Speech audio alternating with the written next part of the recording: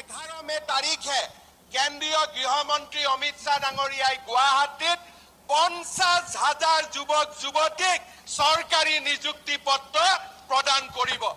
এই কামবিলাক আজি আমি কৰি আছো। এই কামবিলাক আমি কাৰ কাৰণে কৰিব পাৰিছো? বিজেপিৰ চৰকাৰৰ কাৰণে, বিজেপি দলৰ কাৰণে। ডেকা ল'ৰাৰ 2 লাখ ডেকা ল'ৰাক আমি আত্মসংস্থাপনৰ কাৰণে 2 লাখ টকাকৈ বেংকৰ পৰা কোনো মৰ্টগেজ নোহোৱাকৈ আমি অনুদান দিয়াৰ ব্যৱস্থা কৰিম।